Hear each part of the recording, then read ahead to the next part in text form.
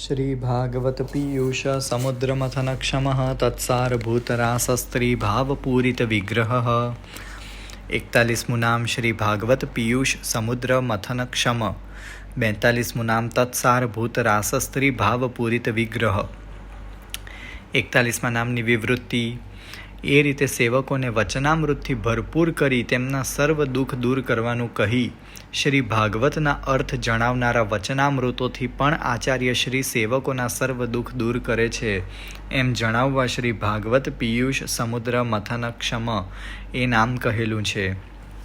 શ્રી ભાગવત રૂપ જે પિયુષ સમુદ્ર એટલે કે અમૃતનો સમુદ્ર, તેનું મથન કરવા એટલે તેનો સાર કાઢવા માટે તેને ડોળી નાખવાની ક્ષમ શક્તિવાળા આચાર્ય જ છે એવો અર્થ છે. તેથી શ્રી ભાગવતના અર્થના અજ્ઞાનને લીધે થયેલું ભક્તોનું દુઃખ પણ તેનો અર્થ જણાવનારા સુબોધિની વગેરે રૂપ વચનામૃતોથી પણ દૂર કરે છે એમ જણાવવા શ્રી ભાગવત પિયુષ સમુદ્ર મથનક્ષમ એ નામ કહેલું છે. હવે 42મા નામનું વિવરણ.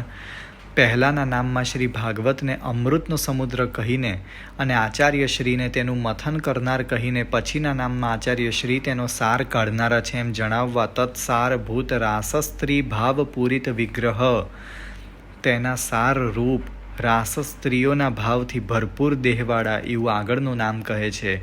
અહીં ભાવથી ભરપૂર દેહવાળા કયા તેનો આશય નીચે પ્રમાણે છે. જેમ સમુદ્ર મંથન વખતે ક્ષીર સાગર એટલે કે દૂધના સાગરના મથનથી પ્રસંગમાં ક્ષીર અમૃતથી હલકું હોવાથી અમૃત જ સાર રૂપ ગણાવવું યોગ્ય છે. એટલે કે જ્યારે સમુદ્ર મંથન થયું ત્યારે એ સમુદ્ર દૂધનો હતો. હવે દૂધના સમુદ્રને મથીને એનું મંથન કરીને અમૃત નીકળ્યું, તેથી અમૃતથી દૂધ હલકું થયું. હવે અહીંયા શ્રી ભાગવત પિયુષ સમુદ્ર એટલે અમૃતનો જ સમુદ્ર છે. તો આખા અમૃતના સમુદ્રનું જ્યારે મંથન થાય તો હવે એનો સાર શું? તો અહીં તો સમુદ્ર જ અમૃતમય હોવાથી અને લોકમાં તેનાથી ઉત્તમ પદાર્થ નહીં હોવાથી આ ભાવ સિવાયનું બીજું કાંઈ પણ સારરૂપ હોવાનું સંભવતું નથી. તેથી મુક્તિ કરતાં પણ અધિક રાસ સ્ત્રીના ભાવને સાર કહેલો છે. શ્રીમદ ભાગવતમાં જે રાસ પંચાધ્યાયી દશમ સ્કંધની અંદર આવે છે તે જ આખા ભાગવત રૂપી અમૃત સમુદ્રનો સાર છે. જેમ ક્ષીર સમુદ્રમાંથી કાઢેલા સારનો ભોગ કરનારા દેવો જ છે, બીજા નથી, તેમજ આ શ્રી ભાગવત રૂપી અમૃત સમુદ્રમાંથી કાઢેલા સારના ભોગતા આચાર્ય શ્રી જ છે, બીજો નથી એમ જણાવવા તત્સારભૂત રાસસ્ત્રી ભાવપૂરિત વિગ્રહ એ નામ કહેલું છે.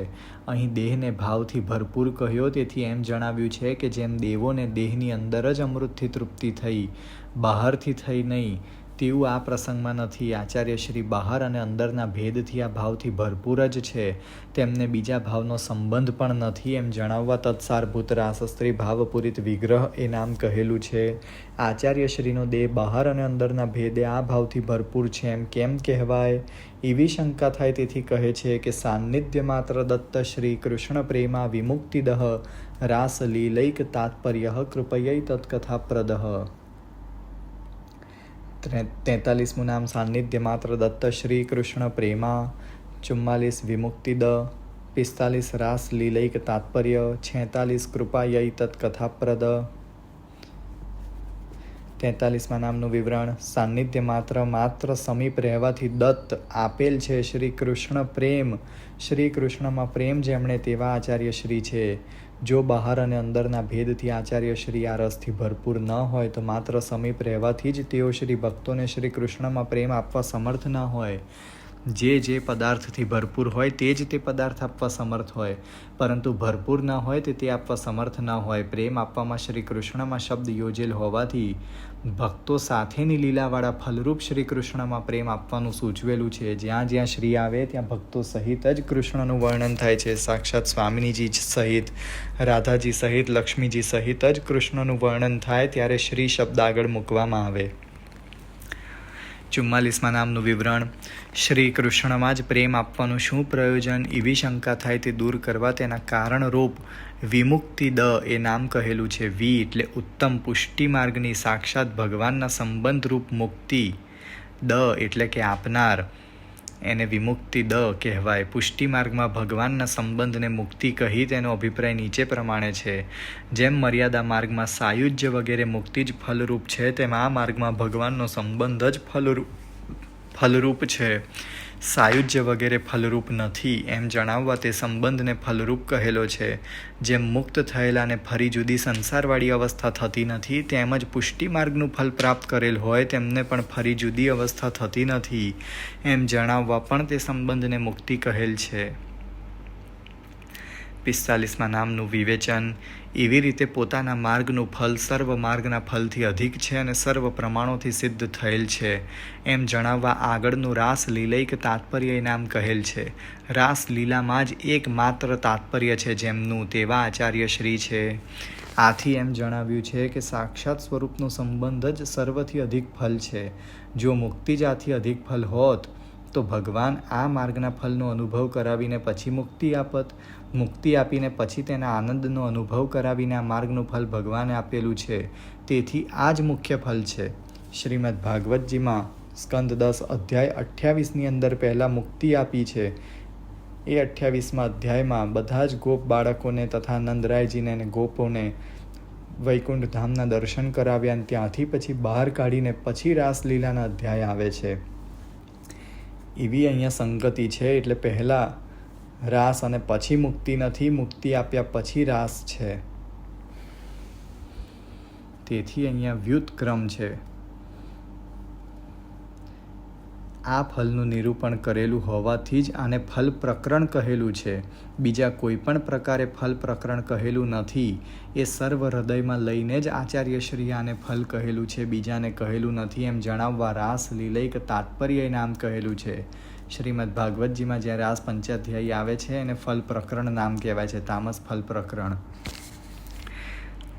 હવે 46માં નામની વિવૃત્તિ. એવી રીતે પહેલાં કહેલા ફલને જ સર્વથી અધિક ફલ હોવાનું સિદ્ધ કરીને જુદા પ્રકારે પણ તેને ફલ સિદ્ધ કરાવવાના કારણરૂપ બીજું કૃપયૈ તત્ કથાપ્રદ એ નામ કહેલું છે.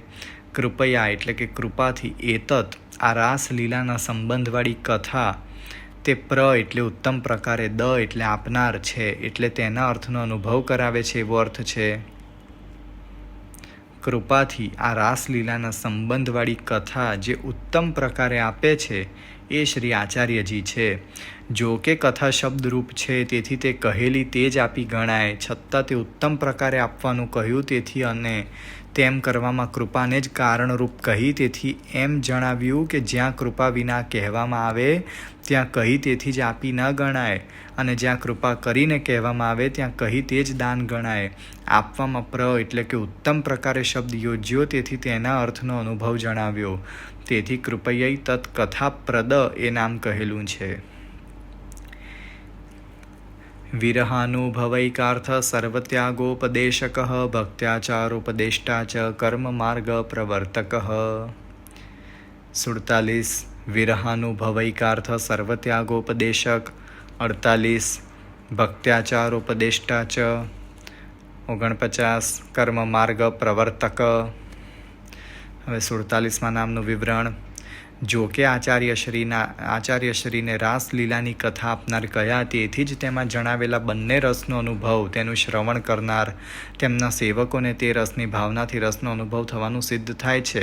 છતાં પણ બીજા ભાવ વિનાના કેવલ વિપ્રયોગ ભાવ સ્વતંત્ર રીતે થાય એટલે વિકલ્પણું, અસ્વસ્થપણું, મૂર્છા, પાછું જાગરણ, એકરૂપ થવાથી જરાતરા, સ્વસ્થપણું, પ્રલાપ વગેરે જુદી જુદી અવસ્થાથી તેનો અનુભવ થાય એમ જણાવવા વિરહાનુભવૈકાર્થ સર્વત્યાગોપદેશક એ નામ કહેલું છે. વિરહનો અનુભવ જ છે એકમાત્ર અર્થ, પ્રયોજન. તે પ્રયોજન માટે જે સર્વનો ત્યાગ તેના આચાર્ય શ્રી ઉપદેશક છે એવો અર્થ છે. જો કે રાસલીલામાં પણ વિપ્રયોગની સ્થિતિ છે જ, છતાં પણ ત્યાં કોઈક પૂતના થયેલીના એમ લીલામાં આસક્તિ હોવાનું કહેલ હોવાથી, ત્રીજા અધ્યાયમાં પણ પહેલા શ્લોકથી અનુચિતપણું કહેલું હોવાથી, બીજા શ્લોકમાં ઠપકો, પ્રાર્થના વગેરે ભાવ કહેલા હોવાથી તેમાં કેવલ વિપ્રયોગપણું નથી. ઉપદેશ કરનાર કયા તેથી તેનો ઉપદેશ કરવાના પ્રકારથી આચાર્ય શ્રી રહેવાથી આવો કેવલ વિપ્રયોગ ભાવ થાય છે એમ જણાવવા પણ ઉપદેશક એમ કહેલું છે. અહીંયા રાસલીલામાં જ્યારે ગોપીઓને વિપ્રયોગ થયો ત્યારે અલગ અલગ લીલાઓનું અનુસરણ ગોપીઓ કરવા લાગી. એમાં બહુ અનેક પ્રકારની લીલાઓનું ગોપીઓ અનુકરણ કરે છે, જેમાં કોઈક પૂતના થાય છે, કોઈક કૃષ્ણ થાય છે, કોઈક શ્રી ગિરિરાજજીની લીલા કરે છે, કોઈક કાલી નાગ દમનની લીલા કરે છે વગેરે અલગ અલગ લીલાઓમાં એ લોકો એમનું મન પરોવે છે. એવું રાસલીલાના અંતર્ગત એ વર્ણન આવે જ છે. દશમ સ્કંદ રાસ પંચાધ્યાયી જોઈ શકાય એના માટે. તેથી અહીંયા કહેવાનું તાત્પર્ય એ છે કે અહીંયા ફક્ત વિપ્રયોગ જ એકમાત્ર રાસલીલામાં નથી. તેથી અહીંયા આચાર્યશ્રી એ વિપ્રયોગ થાય એનો કઈ રીતે થાય એનો ઉપદેશ કરવા માટે એ ઉપદેશક છે. તેથી એમનું નામ વિરહાનુભવૈકાર્થ સર્વ ત્યાગોપદેશક આપેલું છે. હવે 48માં નામનું વિવરણ. એવી રીતે વિરહના અનુભવના પ્રયોજનથી ત્યાગનો ઉપદેશ કરનાર કહીને ભક્તિ માર્ગની સ્થિરતા માટે આચાર્યશ્રી ભક્તિના આચારનો ઉપદેશ કરનારા છે એમ જણાવવા ભક્ત્યાચારોપદેષ્ટાએ નામ કહેલ છે. ભક્તિ માર્ગનું જે આચરણ અન્યાશ્રય કર્યા વિના ઘણા જ ભાવ ફલરૂપ જણાવીને સેવા કરવી તે તેનો ઉપદેશ કરનાર એવો અર્થ છે. પોતે પણ તેવી રીતે સેવા કરે છે એમ જણાવવા અને શબ્દ યોજેલો છે. ચ શબ્દ ત્યાં મૂકેલો છે. એ પોતે પણ એવી રીતે સેવા કરે છે અને ઉપદેશ પણ એવી રીતનો જ આપે છે એના માટે છે.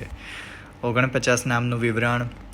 એવી રીતે ભક્તિના આચારનો ઉપદેશ કરનાર કહીને પછી કર્મ માર્ગ પ્રવર્તક એમ કહ્યું. તેનો આશય નીચે પ્રમાણે છે.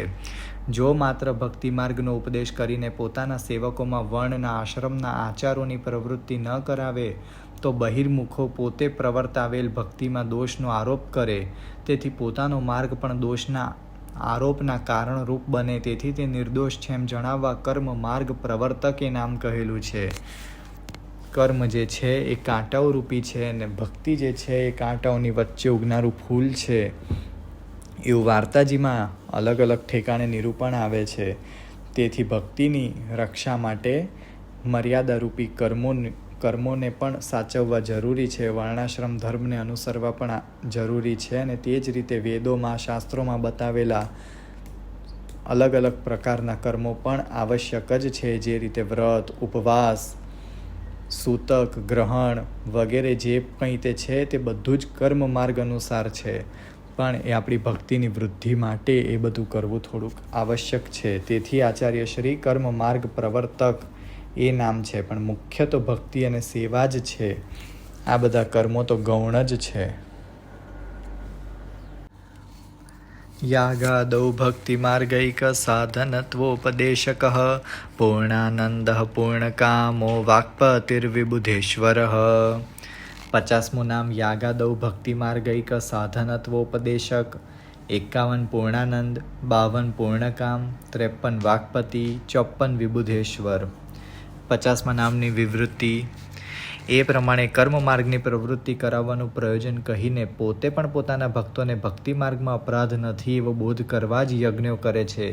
બીજા પ્રયોજનથી કરતા નથી એમ જણાવવા યાગાદૌ ભક્તિ માર્ગૈક સાધનત્વોપદેશક એ નામ કહે છે.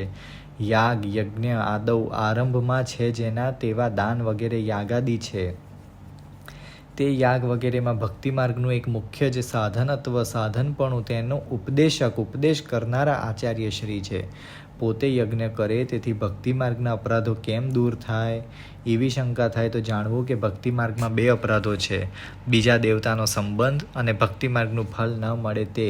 આચાર્યશ્રીએ પોતે યજ્ઞ કરીને સેવકોના 2 અપરાધો દૂર કરેલા છે. કારણ કે તેઓ શ્રીએ દેવતાનો યજ્ઞ ભગવાનની વિભૂતિ તરીકે જ કરેલો છે, પરંતુ સ્વતંત્ર દેવતા તરીકે કરેલો નથી. તેથી જ યુધિષ્ઠિરે પ્રભુ પ્રતિ આપની વિભૂતિનો યજ્ઞ કરીશ, હે પ્રભુ તે કરાવો એવી વિજ્ઞપ્તિ રાજસૂય યજ્ઞ વખતે કરેલી છે શ્રીમદ ભાગવત દશમ સ્કંધની અંદર. તેથી આમાં કાંઈ વિચારવા જેવું નથી. તે યજ્ઞના ફલ તરીકે પણ ભક્તિનો જ ઉદ્દેશ કરેલો, પણ સ્વર્ગ વગેરેનો ઉદ્દેશ કરેલો નહીં. તેમના સેવકોને આટલો બોધ તેઓ શ્રીએ યજ્ઞ કર્યા તેથી જ થયો, બીજા પ્રકારે થયો નથી એમ જણાવવા યાગાદૌ ભક્તિ માર્ગ એ નામ કહેલું છે. 51મા નામનું વિવરણ. જો કે પોતાના સેવકોને બોધ કરવા જ આચાર્યશ્રીએ યજ્ઞ કરેલ છતાં પણ વેદમાં યજ્ઞનું ફલ સ્વર્ગ કહેલું હોવાથી આચાર્યશ્રીને પણ સ્વર્ગના સુખની ઈચ્છા અથવા બીજા ઈચ્છેલા ફલની ઈચ્છા થઈ હશે એવી બહિર્મુખોની શંકા દૂર કરવા પૂર્ણાનંદ અને પૂર્ણકામ એવા 2 આગળના નામો કહેલા છે. પૂર્ણ અગણિત છે આનંદ જેમનો તેવા આચાર્ય શ્રી છે. તેથી તે જ આનંદના અંશ ઉપર બીજા પ્રાણીઓ નભે છે. એ શ્રુતિમાં સ્વર્ગ વગેરેના સુખોને પણ ભગવાનના આનંદના અંશ કહેલા હોવાથી, એનું આચાર્ય શ્રી ભગવાનના આનંદથી ભરપૂર હોવાથી તેઓ શ્રીને સ્વર્ગ વગેરે લોકના સુખની ઈચ્છાની સંભાવના હોવાનું પણ સંભવતું નથી. તેથી બહિર્મુખોએ શંકા કરી તેવું હોવાનું કેમ સંભવે એમ જણાવવા પૂર્ણાનંદ એ નામ કહેલું છે. 52. બીજી શંકા દૂર કરવા બીજું પૂર્ણ કામ એ નામ કહેલું છે. પૂર્ણ છે લૌકિક ઈચ્છેલા સુખ કરતાં પણ અગણિત સુખથી ભરપૂર અલૌકિક કામો જેમના તેવા આચાર્ય શ્રી છે. આથી બીજી શંકાને પણ દૂર જ કરેલી છે. તેથી સર્વ દોષ રહિત જ છે. 53માં નામનું વિવરણ. એ પ્રમાણે પહેલાના નામમાં આચાર્ય શ્રી પૂર્ણ કામ છે એમ કહીને જ્યારે બીજાની પણ કામનાઓ તેઓ શ્રી પૂર્ણ કરનારા છે ત્યારે પોતે પૂર્ણ કામ હોય તેમાં કહેવું જ શું એમ જણાવવા હવે વાક્પતિ આગળનું નામ કહે છે. આચાર્ય શ્રીને વાક્પતિ અને ભગવાનના મુખારવિંદના અધિષ્ઠાતા અગ્નિ કહ્યા. તેથી તેઓ શ્રી યજ્ઞના હવિનો ભોગ કરનારા હોવાથી જ્યારે બીજાઓની કામનાઓ પરિપૂર્ણ કરે છે તો પછી પોતે પૂર્ણ કામ હોય તેમાં કહેવું જ શું પડે એમ જણાવવા વાક્પતિએ નામ કહેલું છે. 54મું નામ. એ પ્રમાણે આચાર્ય શ્રી કર્મ માર્ગવાળાઓની કામનાઓ પૂર્ણ કરનાર છે એમ કહીને ભગવાનના જ્ઞાન માર્ગવાળાઓના પણ મનોરથો પૂર્ણ કરનારા છે એમ સિદ્ધ કરવા પછીનું વિબુધેશ્વર એ નામ કહેલું છે. એટલે કે ઉત્તમ પ્રકાર અને બુદ્ધ અજ્ઞાનીઓ જ્ઞાનનો ઉત્તમ પ્રકાર તે ભક્તિ માર્ગનું જ્ઞાન તેમના પણ ઈશ્વર એટલે ફલ આપનારા આચાર્ય શ્રી છે. કૃષ્ણ નામ સહસ્રસ્ય વક્તા ભક્ત પરાયણ ભક્ત્યાચારોપદેશાર્થ નાના વાક્ય નિરૂપક. હવે 55મું નામ. કૃષ્ણ નામ સહસ્રસ્ય વક્તા. 56 ભક્તપરાયણ. 57 ભક્ત્યાચારોપદેશાર્થ નાના વાક્ય નિરૂપક. 55માં નામનું વિવરણ. એવી રીતે ભક્તિ માર્ગના જ્ઞાનના ફલ આપનાર છે એમ કહીને તે ફલનું દાન કરવાનો પ્રકાર જણાવવા આગળનું કૃષ્ણ નામ સહસ્રસ્ય વક્તા એ નામ કહેલું છે. કૃષ્ણના એટલે ફલરૂપના જે નામ સહસ્ર 1000 નામો છે તેના વક્તા પ્રકાશ કરનાર આચાર્ય શ્રી છે. જો કે વૈશંપાયન વગેરે પણ ભગવાનના 1000 નામ કહેનારા છે. વિષ્ણુ સહસ્ર નામમાં વૈશંપાયણે કહેલા છે, છતાં પણ તેઓ બીજા પુરાણમાં પ્રસિદ્ધ નામો જ કહેનારા છે, પરંતુ ફલરૂપના નામો કહેનારા નથી. તેમાં પણ શ્રી ભાગવતમાં કહેલી 10 લીલાવાળા જુદી જુદી લીલાવાળા નામો કહેનાર આચાર્ય શ્રી જ છે, બીજાઓ નથી એમ જણાવવા કૃષ્ણ નામ સહસ્રસ્ય વક્તાએ નામ કહેલું છે. વૈશંપાયણે વિષ્ણુ સહસ્ત્ર નામ કીધેલું છે એમ જ શ્રી વલ્લભાચાર્યજી મહાપ્રભુજીએ પુરુષોત્તમ સહસ્ત્ર નામની રચના કરી છે, પણ વિષ્ણુ સહસ્ત્ર નામમાં બીજા પુરાણોમાં પ્રસિદ્ધ નામ આવે છે, જ્યારે પુરુષોત્તમ સહસ્ત્ર નામમાં તો સાક્ષાત ફલરૂપ શ્રી ભાગવતના 12 સ્કંધની લીલાઓના 10 લીલાયુક્ત નામો આવે છે. 56માં નામનું વિવરણ. હવે પરમ ફલરૂપ અને તે પણ 10 લીલાવાળા શ્રી કૃષ્ણના નામો કહેવાનું જરૂરી છે એમ જણાવવા આગળનું ભક્ત પરાયણ એ નામ કહે છે. અહીંયા 10 લીલાઓ આ પ્રમાણે છે: સર્ગ, વિસર્ગ, સ્થાન, પોષણ, ઉતિ, મન્વંતર, ઈશાનુકથા, નિરોધ, મુક્તિ અને આશ્રય.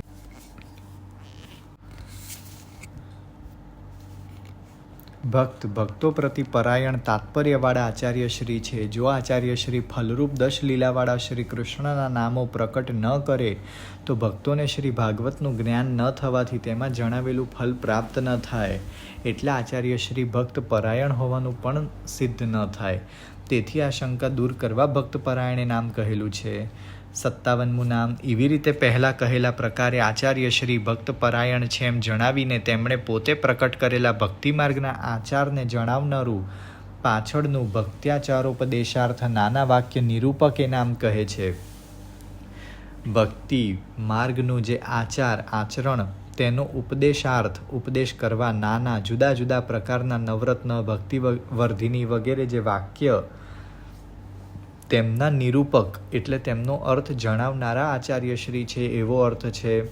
જો કે પહેલાં માત્ર આચારનો ઉપદેશ કરનારા કહ્યા છતાં પણ હવે તે દ્રઢ કરવા માટે જ વાક્યોનો અર્થ જણાવીને તેમ કરે છે એમ કહેલું છે. તેથી તે જ અર્થ ફરી કહેવા રૂપ દોષ નથી.